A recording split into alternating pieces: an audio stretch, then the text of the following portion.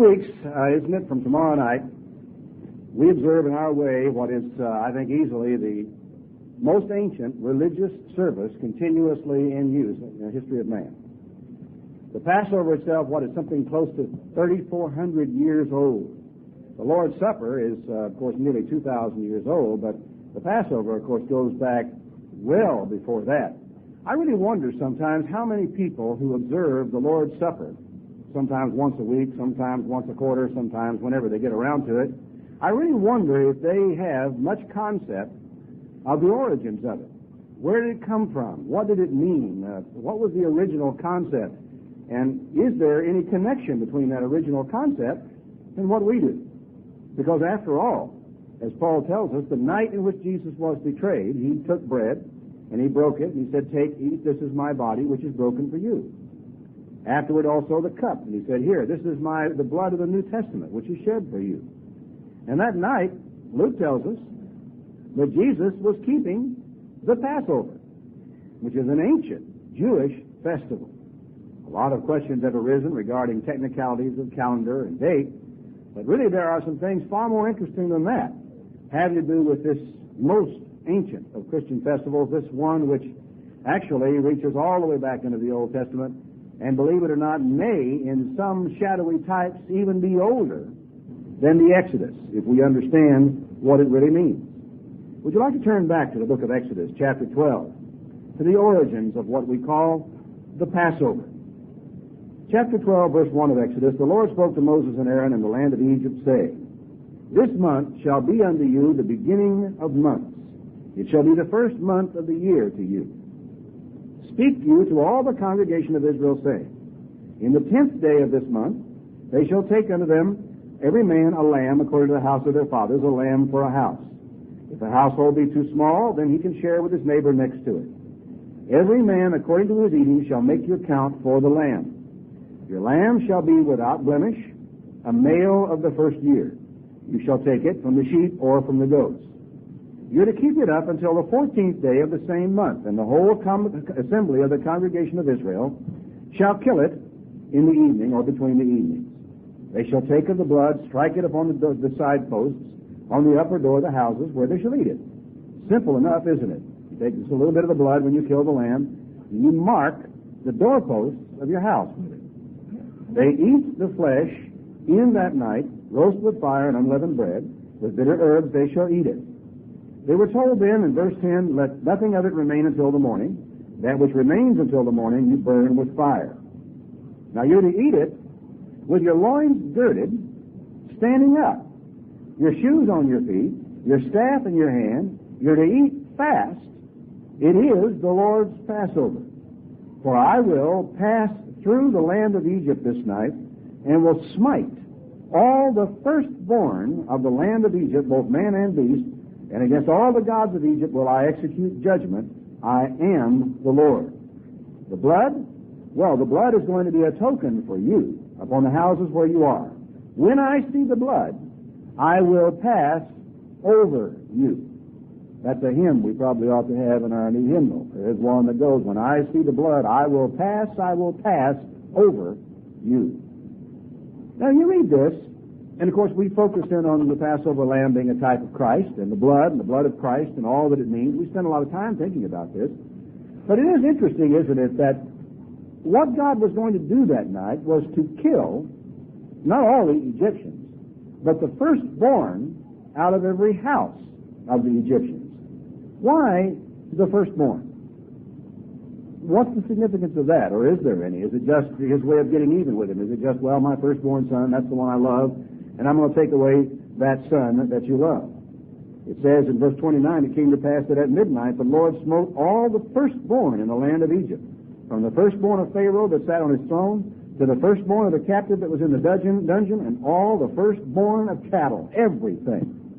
Wealthy man, rich man, poor man, beast, cattle, dogs, cats, you name it. They all die. Whatever was the firstborn died. Somewhere along the line, even that firstborn of animals takes it beyond merely the matter of your firstborn son, as though there were something especially significant. And Pharaoh rose up in the night, he and all his servants and all the Egyptians, and there was a great cry, because there was not one house in Egypt where there wasn't somebody who was dead? Why? Why hit the firstborn in the way that he did? You have to understand that in the ancient world there was some great significance to that matter of the firstborn in the family. Turn back to the 4th chapter of Exodus to a rather curious little statement that God makes. In Exodus, the 4th chapter, when he's getting ready and leading up to all this, begin reading in verse 21. The Lord said to Moses, when you go to return into Egypt, see that you do all these wonders before Pharaoh, which I have put in your hand. But I will harden his heart, that he will not let the people go.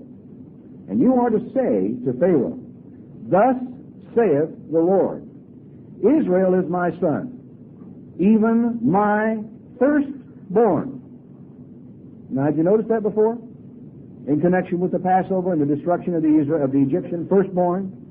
He said, Israel is my son. All these people represent the descendants of a man named Israel, whose original name was Jacob.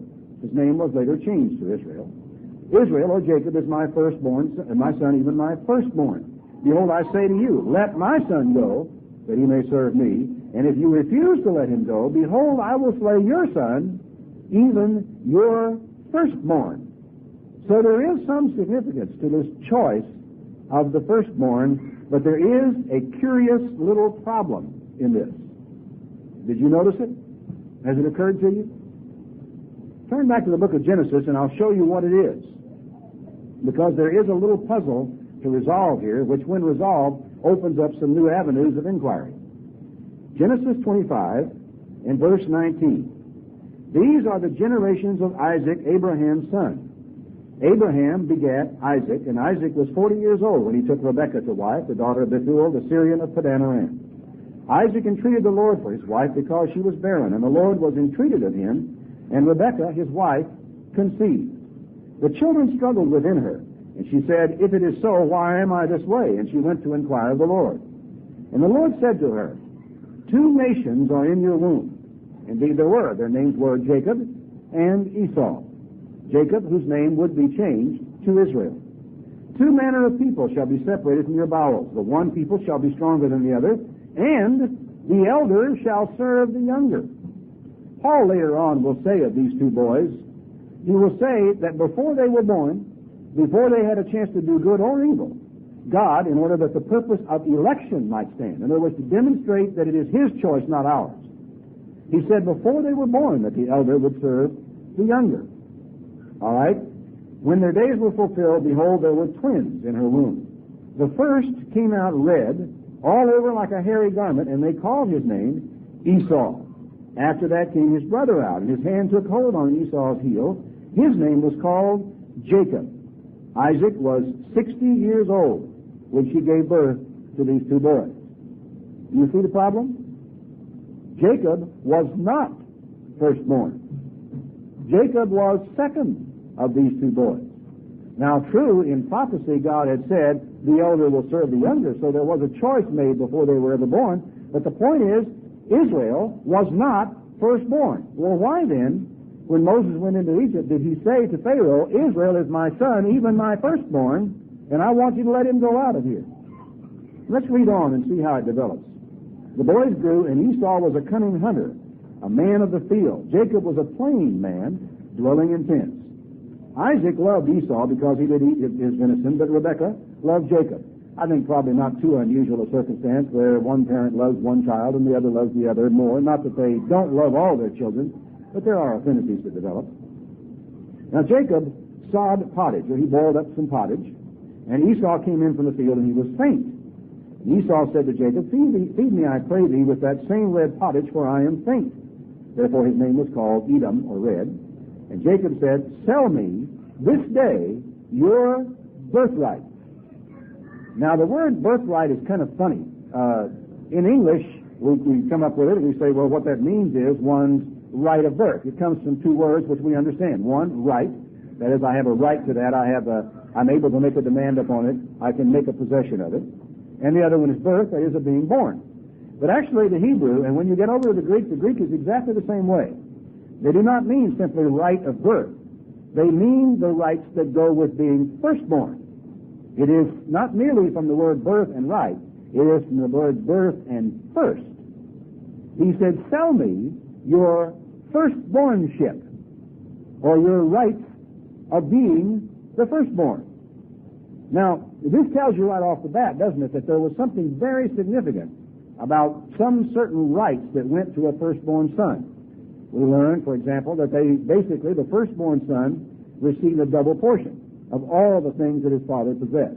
It's not like in our society today where we have laws of inheritance that if you die without a will, that is intestate, that the law decides and the courts decide how your estate is going to be divided up among your heirs. And I presume that every man, woman, and child of every one of your children, male or female, receiving identically the same portion. If, of course, your wife did not survive you, there are questions about which child survived, and the laws regarding inheritance in our society are a lot more complicated than they were back then. But you didn't just sit down and decide, well, I like this kid or I like that kid, and I'll give this kid more than I gave that kid. Basically, God's law required the firstborn was to carry the family name, the family possession. He was to inherit a double portion of everything that his father owned, including really the family leadership, patriarchship, or whatever you might want to call it. So when he asked him, sell me your birthright, he is asking him to sell him his position in the family and his inheritance, which was to be double what his own inheritance would be. And he said, behold, I am at the point to die. What value is going to be birthrights to me? And so Jacob said, swear to me this day. And he swore to him, and he sold his right of birth, that is, his right to the inheritance of his father, to Jacob. So Jacob actually then did possess the birthright, and because Esau sold it, the writer of Hebrews tells us that God really despised him because of what he had done. So when he says, Israel is my firstborn, well, Israel hadn't been, but he was, because he bought the birthright from his brother Esau, who thought so little of it. Now, why is all this important? Well, we'll see in the course of what I'm talking about today if it is, or if we can understand why it might be important. But Jacob gave Esau bread and pottage of lentils, and he did eat and drink and rose up and went his way. Thus, we are told, Esau despised his birthright. So it was. Abraham was also a firstborn son. His son Isaac, you would presume in a way, was firstborn, but there we have a small problem. You see, Abraham had a vision from God, an encounter from God. God told him, boy, your seed is going to be like the sand of the seashore. And when he got up and left his own land, you have to understand, as a firstborn son, he was entitled to his father's name, his father's inheritance, a double portion of all these things, leadership of the family and the kindred, and all the status that went with being the firstborn son. Well, God appeared to him and he said, now, get up and get out of here. I want you to go to a place that I am going to show you. I am going to give you this whole land that you're going to walk up and down in for your inheritance. So Abraham, in one sense, walked away from his rights of firstborn and received a whole new set of rights of firstborn. An incredible set of promises that were to be his and his children's and his children's children and for his descendants on down through age after age forever. Certain rights that were to be passed on. He said it will be to your heir. Well, Abraham got to be an old man and had no children. His wife had gone past menopause and they had no children. And yet the promise was there. And the whole thing sort of ate at him, and God gave him this promise about heirs and so forth, and he struggled. Well, Abraham and Sarah talked this over, and Sarah said, well, we're supposed to have a son, and the birthright is supposed to go to your seed, so here, take my maid, Hagar, go in unto her, and let her have a child that I can have, and that will be your child, that will be your firstborn. So they agreed. Abraham took her maid and had a son named Ishmael. Now, was Abraham's firstborn? Absolutely. He was his firstborn son. That's the story. But now, if you go back and look at Genesis 25, we have a rather interesting event that takes place here. Genesis 25, I have to find my spot, in verse 19. These are the generations of Isaac, Abraham's son. Abraham begat Isaac, and Isaac was 40 years old when he took Rebekah to wife, the daughter of Bethuel. I think, let's see, am I getting out of order here? Yes, I am. I wanted to be in Genesis 21, not Genesis 25. Genesis 21, beginning in verse 9. Sarah saw the son of Hagar the Egyptian, which she had borne unto Abraham, mocking or acting up. Wherefore she said to Abraham, Cast out this bondwoman and her son, for the son of the bondwoman shall not be heir with my son, even with Isaac. Isaac has now been born by miracle. I left that part out of my dissertation. That God had come, Sarah had conceived a child, he had been born. His name was called Isaac. In other words, God has made me to laugh because she laughed out loud when she heard the promise that she was going to even have a baby. So he was Isaac. And the thing was very grievous in Abraham's sight because of the conflict that was going on between Sarah and Hagar, and because of Ishmael and Isaac, and the tremendous conflict. And God said to Abraham, Let it not be grievous into your sight because of the lad and because of the bondwoman. In all that Sarah has said to you, listen to her voice. For in Isaac shall your seed be called. In other words, your name is going to be carried on down not through Ishmael, but through Isaac. Isaac is the right of the firstborn.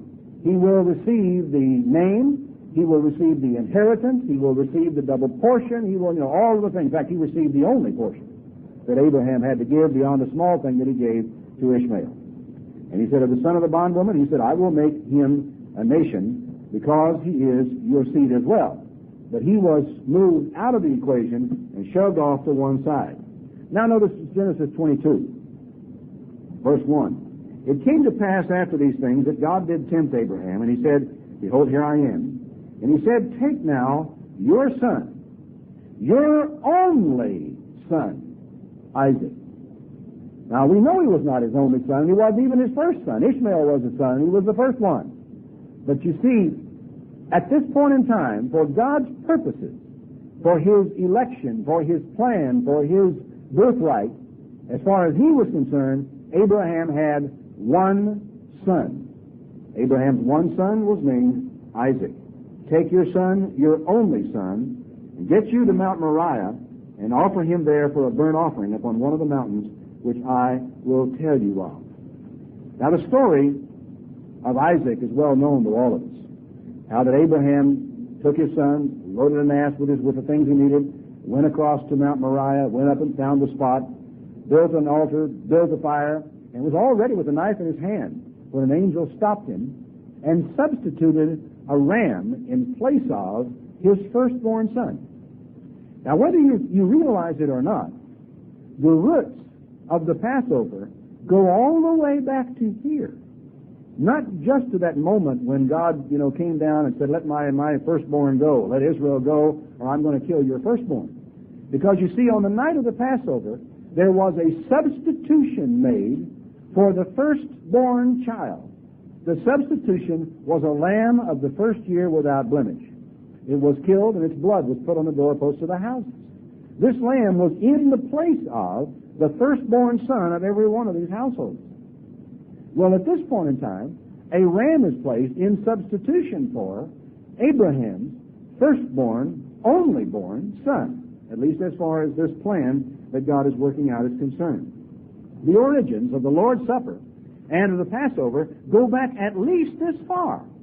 Because you see, even in this, we are understanding that a lamb is being put in place of the firstborn, as it were, or of those who are being redeemed in the process. Now, before I get away from the book of Genesis, I want you to come back to chapter 48 for one little piece of information that I want you to file away in your memory until we come back to it. Genesis chapter 48 and verse 15. We're talking about the blessing that Jacob gives for his sons, and we're told in verse 15, he said, he blessed Joseph. Now remember, he had 12 sons. Reuben was actually his firstborn. But he blessed Joseph and said, God, before whom the fathers Abraham and Isaac did walk, the God which fed me all my life long to this day, the angel which redeemed me from all evil, blessed the lads. Now, what has happened is that Joseph has brought his two sons, Ephraim and Manasseh, in to their ancient grandfather for their blessing. Reuben, again, was the firstborn, but we are told elsewhere, without a lot of information, that Reuben committed some sort of sin and defiled his father's name, and consequently, I guess, must have lost either some portion of or all of his rights as firstborn. I'm not sure what to make of that. But it makes this passage of special interest, because here are two young lads, Ephraim and Manasseh. Manasseh, the older of the two, he was Joseph's firstborn. The angel that redeemed me from all evil bless the lads, and let my name be named on them. It's important to understand at this point that the family name, that which normally went to firstborn, was actually passed through all of his sons, not to the sons of Reuben, but to the sons of Joseph, Ephraim and Manasseh. Let my name be named on them, and the name of my fathers Abraham and Isaac. So it was to come, their birthright was coming to these two boys. Let them grow into a multitude in the midst of the earth. And when Joseph saw that his father laid his right hand on the head of Ephraim, it displeased him, and he was going to move it, because Ephraim was the younger and Manasseh was the older. And Joseph said to his father, Not so, my father, for this is the firstborn. Put your hand on his head. His father refused and said, I know it, my son, I know it. He too shall become a people, and he will be great, and truly his younger brother shall be greater than he, and his seed shall become a multitude of nations. And he blessed them, and said unto them, said to them that day, saying, In thee shall Israel bless, saying, God make you as Ephraim and as Manasseh. And he set Ephraim before Manasseh. And Israel said to Joseph, Behold, I die, but God will be with you and bring you again to the land of your fathers. Moreover, I have given you one portion above your brethren, which I took out of the hand of the Amorite with the sword and with the bow. In fact, the birthright, no longer belonging to Reuben, was passed on through Joseph to Ephraim and Manasseh on this occasion. The reason I wanted to bring it to your attention is because of the expression of my name being named on them, and this double portion that was passed on to the boys. And you'll see the significance of that a little later. Now, back to Exodus, the 12th chapter again, for just a quick review before we go on to some very important concepts out of the law that I think will open your mind to some things. Exodus 12, again, in verse 3. Speak to the congregation of the children of Israel, the 10th day, go out and get your lamb. It's to be without blemish, a lamb of the first year, he's told in verse 5. You keep it up until the 14th day of the month, and the whole assembly of the congregation of Israel kills it in the evening. They mark the doors of their houses. Did it ever occur to you that the only people in these houses that were protected on this night, or that even needed protection, were the firstborn sons? Now, everybody was commanded not to go out of the door of their houses at the morning. But if you happened to be living in a home where there was not one firstborn living, and you had not gone to the trouble to put the blood on the doorpost, I presume there would have been no special risk for any of you. For the death angel was taking no one except firstborn sons out of anybody's house. And it was only firstborn that needed to be protected. This lamb, again, was, in a way, substitutionary. He was put in the place of only the firstborn, not everybody, just the firstborn. Now, with that in mind, let's page back to the 13th chapter of Exodus and begin in verse 11. Chapter 13 and verse 11. This is right following up all the description of the days of unleavened bread, the Exodus, and all that they were doing. It shall be, when the Lord shall bring you into the land of the Canaanites, as he swore to you and your fathers to give it to you, and you shall set apart unto the Lord all that opens the matrix, and every firstling that comes from the beast which you have, all the males shall be the Lord's. Everything. Whenever an animal, a virgin animal, gave birth to the first calf, lamb, kid, whatever it happened to be, the very first male that came forth belonged to God. Every firstling of an ass, he says, you shall redeem with a lamb. He doesn't want anybody sacrificing asses. He says you are to redeem it with a lamb, put a lamb in its place. If you shall not redeem it, then you break its neck. All the firstborn of man among your children you must redeem. Every single firstborn son. Actually, let's see, firstborn of man. And of course, I don't know whether in this particular verse he may even be including the firstborn child, whether it's male or female. It does not say that. It's the firstborn of human beings you are to redeem. That is, buy back. You put animal, money, something in its place so that you don't actually have to give it to God as in terms of a sacrifice. Now, this is, I think, kind of interesting. And as you go along here, come back to Exodus, the 34th chapter. There's a little bit more information, I think, given to us on it. In Exodus, the 34th chapter, and beginning in verse 18. Notice the connection with the Feast of Unleavened Bread here. The Feast of Unleavened Bread you shall keep. 7 days you shall eat unleavened bread as I commanded you in the month of Abib. For in the month Abib you came out of Egypt. All that opens the matrix is mine. You think, first of all, why are these connected? Well, they're very much connected because of the Passover. And in connection with the day of unleavened bread comes this statement: everything that opens the womb is mine. And every firstling among your cattle, whether ox or sheep, it is male. The firstling of an ass you shall redeem with a lamb. If you redeem him not, then you shall break his neck. All the firstborn of your sons you shall redeem. And no one is ever to appear before me empty-handed. Now let's pass on down to the book of Numbers, chapter 12. Hope I have the right reference there. I'm not sure that looks right. Numbers, chapter 12. And verse 11. No, I don't have the right reference. I've got the wrong one. So pass on to Deuteronomy 12. I'm sorry, Deuteronomy 21. I'll get it right in a moment. Deuteronomy 21 and verse 15. If a man has two wives, one beloved and another hated, and they both have borne him children, both the beloved and the hated and the firstborn son shall be hers that are hers that are hated. Then it shall be when he makes his sons to inherit what he has, he may not make the son of the beloved firstborn before the son of the hated. In other words, you can't, just because you like one son better than another, depending upon your wife, you can't play favorites in the law. The law of the firstborn was critical. You had to redeem the firstborn son. His inheritance was prescribed. He carried the family name. It was very critical how this fell out. There were exceptions, which we have shown you in the transfer of it, but in the main, it had to follow these lines. He said, he shall acknowledge the son of the hated as the firstborn, if that's what he is, by giving him a double portion of all that he has, for he is his strength. The right of the firstborn is his. And of course, the scripture that I didn't find because I made a wrong note on my references actually says that it was the reason that I have set apart the firstborn, the reason they all belong to me, and the reason you must redeem them is because I killed all the firstborn of Egypt in the process of getting you out of Egypt. So all this process of the firstborn is really important. Now, another aspect to show you how important it is the law that many people are puzzled by, and which the Pharisees threw up to Christ. It's in the 25th chapter of Deuteronomy. Have no child. The wife of the dead shall not marry outside to a stranger. The widow will not. It says, her husband's brother shall go in unto her and take her to him to wife and perform the duty of a husband's brother to her. It shall be that the firstborn which she bears shall succeed in the name of his brother which is dead, so that his name is not put out in Israel.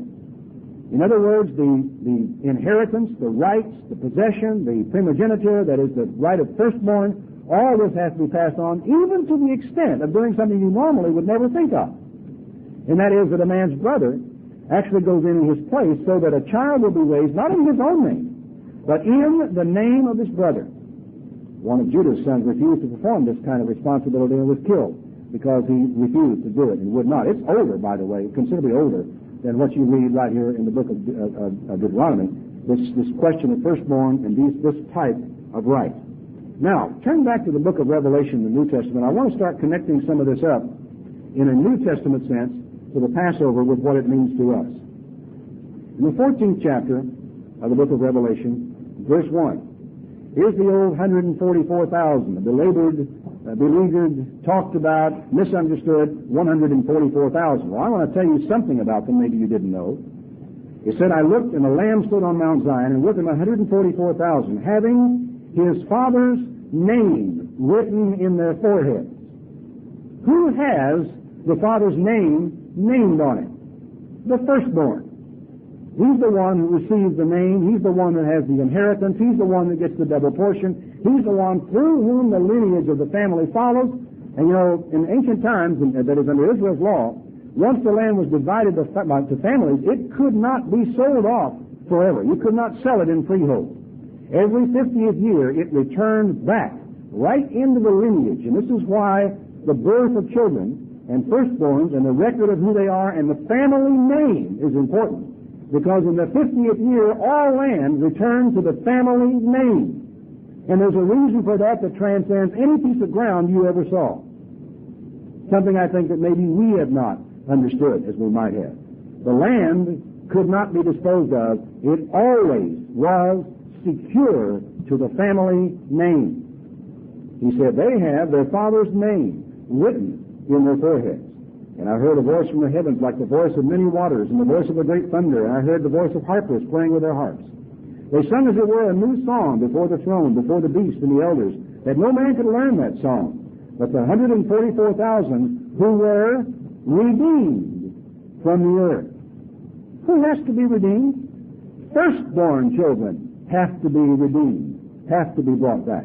These are they who are not defiled with women. They are virgins. These are they who follow the Lamb wherever he goes.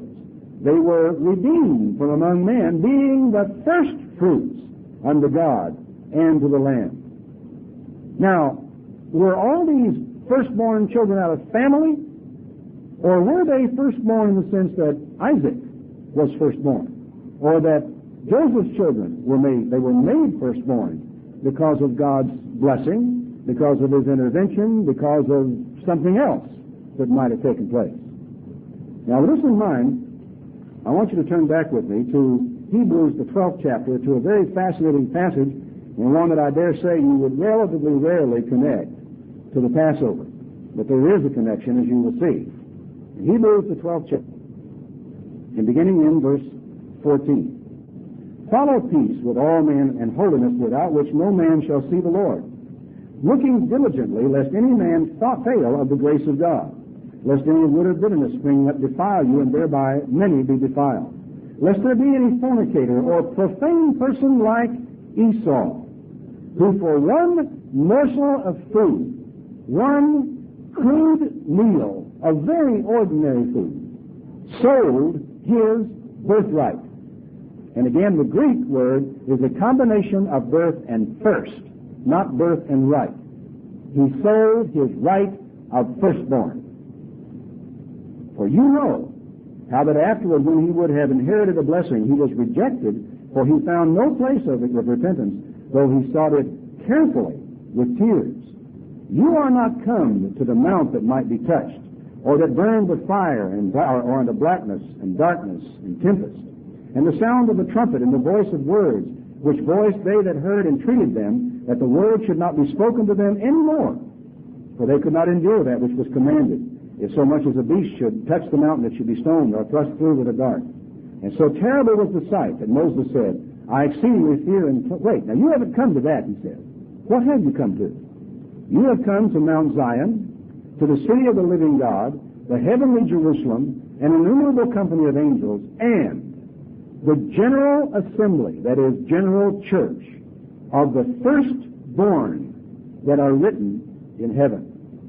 Not church of the firstborn one, in the sense of church of Jesus Christ, who is firstborn, or the only begotten Son of God. No, no. You are come to the church of the firstborn ones. The word is plural in the Greek. In other words, the church is composed of those people who are spiritually God's firstborn. They are first fruits, in a sense, from the dead, but they are and have the right to the inheritance of God. The church of the firstborn ones who are written in heaven, and to God the judge of all, and the spirits of just men made perfect. Now there's an interesting scripture in this regard. I want you to turn back to Romans with me, because there's something here that I've gone over it many times, and it's slightly puzzled me, and I think I may see something here that I hadn't seen in quite the same way before. In the book of Romans, if I can find my way there, I'm going to the wrong place. In chapter 11, there's a long passage here about the salvation of Israel. And I've gone into this, really gone through it sometimes at great length in sermons on the last great day. And I won't try to expound the whole chapter, I haven't the time, and it really isn't relevant to what I'm trying to say here. He says, though, if we take the story up in, say, verse 15, for if the casting away of them, that is, of Israel, be the reconciling of the world, what shall the receiving of them be but life from the dead? If the first fruit be holy, the lump is also holy. If the wood is holy, so are the branches. And if some of the branches were broken off, and you being a wild olive tree, were grafted in among them, and with them partake of the wood and fatness of the olive tree, don't boast yourself against the branches. If you boast, you don't bear the tree. The tree bears you. If you will say then, well, the branches were broken off that I might be grafted in. Now, I have thought about that in the past and pondered, why is there any need to break off branches in order that other branches might be grafted in? Why couldn't you just leave all the branches there and graft in some more branches? Well, by analogy, when Israel came into the land of Egypt and the land was divided by lot into inheritances, it was divided solely to 12 tribes, right? And the laws of inheritance only allowed people in those 12 tribes to inherit anything, right? Now, don't we all understand that the promised land in the Bible is symbolic of heaven, as people would put it? It's symbolic of the kingdom of heaven. It is symbolic of the kingdom of God on earth. It is symbolic of the inheritance of the kingdom. For whom does the kingdom exist? Israel. How then, when the land went back, and that land was secure, and the inheritance was secure, and it couldn't go anywhere, and couldn't be sold forever, and couldn't belong to anybody else, how could a Gentile ever own land there permanently? He couldn't. Completely impossible. That if Israel had remained faithful, and consistently, year in and year out, in a symbolic sense, there would never have been any room for a Gentile. In one sense, they had to lose their position as firstborn so that someone else could fill it. In a sense, it's what Paul's argument is about. It's another analogy. It's a parallel analogy. And I think but it's driving exactly the same point. Listen to what he says.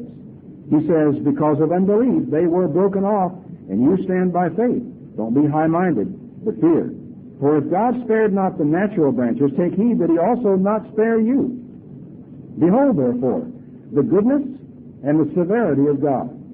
Toward you, goodness, if you continue in his goodness. Otherwise, you also can lose your birthright.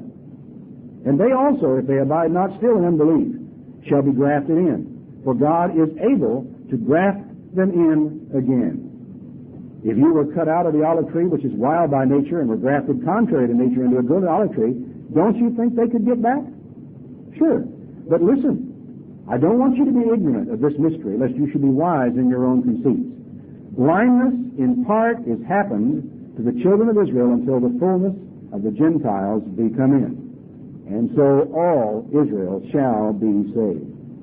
This passage, and as I say, I haven't read the whole thing to you, seems to say that it was necessary that Israel be blinded, that Israel fall, in order to make room in the family for Gentiles to be a part of the kingdom of God, so that they could actually move into that realm. You know, you think about it, that regardless of the mistakes, the stupidity, and the things that any of us who hold a birthright might do, the birthright is still there. It still exists. It's still real. It's there for someone. You remember when another parable Jesus said, you remember the good man of the house, he prepared a wedding for his son. And he sent invitations out to these people.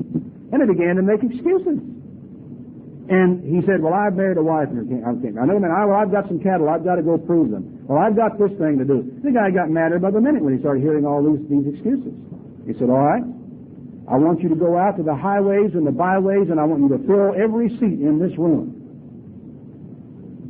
There are seats here. They must be filled. They are someone's right. And there seems to be in the parable, the conclusion is that I don't want any of those people who were bidden and refused to come, who if they come late and change their mind, I don't want there to be a place for them. The places are there. The places are secure. Though a profane person like Esau could sell his birthright is still there. It doesn't disappear. It doesn't go away. It doesn't cease to exist. And so Jesus told his disciples, let not your heart be troubled, neither let it be afraid. In my Father's house are many places.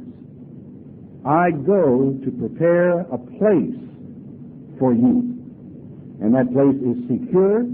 It is your right. It is your inheritance. And it will belong to you, or it will belong to someone else. But it will belong. Now, when you consider all these things, think about this. We are heirs of God, aren't we? We are inheritors. These are New Testament concepts that we have rolling down to us out of nowhere, and we wonder, well, where did they come from? We are heirs of God because we are His firstborn. We are joint heirs with Jesus Christ, who is the only begotten Son of the Father. We have an incorruptible inheritance that is reserved for us, that cannot go away, that cannot be lost, that cannot waste, that cannot disappear, no matter how many people might disqualify themselves from having it. We are redeemed by the precious blood of a lamb without blemish. We are brought back just like a firstborn son. We are redeemed by the blood of a lamb, and not just of any lamb.